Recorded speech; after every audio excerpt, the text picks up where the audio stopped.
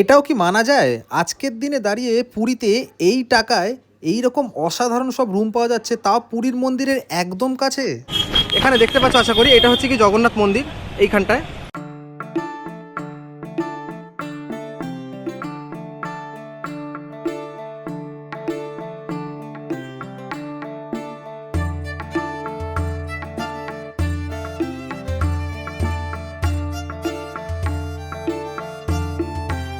তো এই মুহূর্তে রয়েছি আমরা পুরীতে, আর পুরীর ঠিক পেছনেই দেখতে পাচ্ছেন আমার মন্দির রয়েছে, আর এটা হচ্ছে গিয়ে সেই সিংহদুয়ারের রাস্তা। তো আজকে এখানটা আসার কারণ হচ্ছে গিয়ে আপনাদেরকে এখানটায় কিছু বাজেট হোটেলের সন্ধান দেবো, যেখানে আপনারা একদম কম দামে সস্তায় থাকতে পারবেন পুরীতে এসে। পুরীতে সমুদ্রের পাশে থাকলে তো অনেক টাকা লাগে। যারা একটু সস্তায় থাকতে চায় তাদের জন্য সবচেয়ে আদর্শ জায়গা হচ্ছে একেবারে পুরীর সিংহদ্বারের পাশে এই যে ধর্মশালাগুলো আছে, রুমগুলো দেখাবো, পরিষ্কার পরিচ্ছন্ন রুম, একেবারে সস্তার মধ্যে দারুণ থাকার জায়গা। একদম। তো আমরা এখন প্রথম যে ধর্মশালাটা দেখতে যাব সেটা হচ্ছে গিয়ে এইটা। এটা হচ্ছে গিয়ে দেবীদত্ত দুধওয়ালা ধর্মশালা। তো চলুন ভেতরে যাই আর আপনাদেরকে দু চারটে রুমও দেখাই আর দামগুলো বলি কেরম। তো এই হলো গিয়ে আমাদের দেবদত্ত যে দুধওয়ালা ধর্মশালা আছে, তো সেটার ভেতরের মহলটা। এবার চলুন উপরে যাই, দেখি। আজকে তো শুনছি নাকি একটা রুমও খালি নেই। যদি একটা দুটো রুম খালি পাওয়া যায় তাহলে আপনাদেরকে দেখাবো, আর না হলে তো কিছু করার নেই, বাইরে থেকেই দেখাতে হবে। কারণ আজকে সকালে যখন ঢুকছিলাম তখন বললো এখানে স্টাফেরা সকালে নাকি বাইরের লোক পর্যন্ত দাঁড়িয়ে ছিল, সে রুম পাইনি, চলে গেছে। দেখা যাক। আচ্ছা, রুমগুলো এখানে নিচের দিকে আছে আর কিছু ওপরে আছে। তার আগে পেছনে একটা জায়গা দেখলাম, এটা জানি না কি, এটা দেখি আগে। আর এইখানে বলে থাকতে দেয় আমার যা মনে হচ্ছে, কোথায়? এই চাতালটাতে যখন রুম ভর্তি হয়ে যায়। আচ্ছা, হতে পারে। হ্যাঁ হতে পারে সেটা। তো এই হলো গিয়ে আর একটা চত্বর এই ধর্মশালার, এখানে পাশে আবার রান্না করার জায়গা রয়েছে। যারা একসাথে অনেক অনেক বড় গ্রুপ আসে না, তারা রান্না করবে, যে তাদের রান্না করার ব্যবস্থাও রয়েছে এদিকে। তো চলুন রুমগুলো দেখাই। আর এখানে লকার রুম রয়েছে আবার, আপনারা এখানে আপনাদের জিনিসপত্র রাখতে পারেন, তারও ব্যবস্থা রয়েছে। এবারে উপরের দিকে যাওয়া যাক। মার্বেলের সিঁড়ি পুরো। তো এখানটায় রয়েছে কিছু রুম। হ্যাঁ, বারান্দা কিন্তু বিশাল বড়, এখানে ক্রিকেট পর্যন্ত খেলা যেতে পারে, এতটা সুন্দর বারান্দা। আর বড় বড় রুম সব। হ্যাঁ, দেখা যাক, যদি একটাও খালি পাই দেখানো যেতে পারে তাহলে দেখাচ্ছি। তো একটি রুম পাওয়া গেল যেখানে অলরেডি কাস্টমার ছিল, তো আমি রিকোয়েস্ট করে তারা বাইরে গেলেন। তো এই হচ্ছে গিয়ে রুম, যেখানে কিন্তু অনায়াসে আপনারা 3 থেকে 4 জন থাকতে পারবেন। রুমটির ভাড়া হলো গিয়ে 250 টাকা।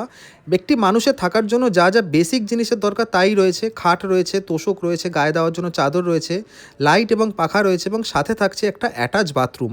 এবং চাইলে আপনারা ইন্ডিয়ান বা ওয়েস্টার্ন দু রকমেরই টয়লেটের সুবিধা নিতে পারেন। আলাদা আলাদা রুমে আলাদা আলাদা ব্যবস্থা রয়েছে। বাথরুমের মধ্যে কিন্তু বেসিনও রয়েছে।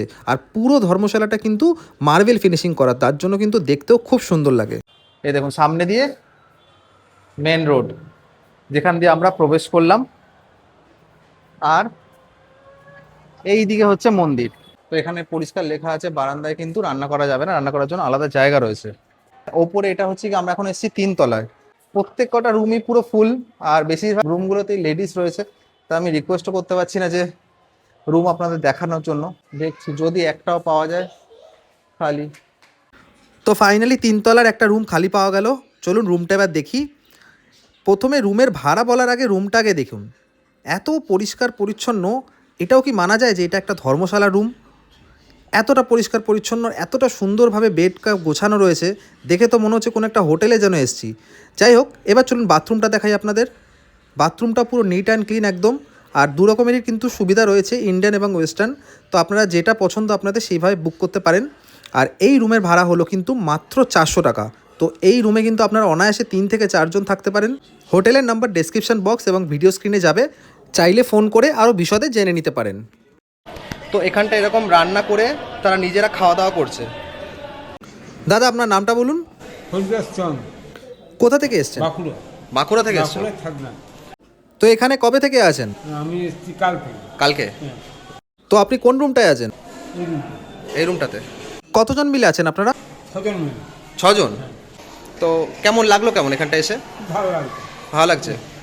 আর এখানে মন্দির দর্শন করেছিলে? মন্দির দর্শন বলতে কালকে করেছি, জগন্নাথ ঢুকতে পারিনি, আজ রবিবার, আজ বন্ধ আছে। হ্যাঁ কালকে খুলবো, কালকে যাবো। আমরা এসছি কালকে ওই আপনার ওই যেটা চিড়িয়াখানা, ওই কী বলছি, নন্দনকানন। নন্দনকানন দেখেছি, হ্যাঁ। তারপরে উদয়গিরি, খণ্ডগিরি দেখেছি, আচ্ছা। ধবলগিরি, ভুবনেশ্বর আচ্ছা। নিয়ে এসছি এইখানে দেখেছি। আচ্ছা, তো এখন এখানে থাকবে আরো 2 দিন? হ্যাঁ, কালকে দর্শন করবো। আচ্ছা, ঠিক আছে। আচ্ছা, আরেকটা জিনিস বলে দিই, এখানটায় কিন্তু অ্যাডভান্স কিন্তু বুকিং হয় না। আপনাদের যে নাম্বার আমি দেবো সেখানটায় ফোন করে কিন্তু আপনারা বলবেন আমি টাকা পাঠিয়ে দিচ্ছি, ওরকম কিন্তু হবে না। আপনারা দুধওয়ালা ধর্মশালা যদি গুগলেও সার্চ করেন, ওখানে পরিষ্কার লেখা আছে নো অ্যাডভান্স বুকিং বলে লেখা আছে।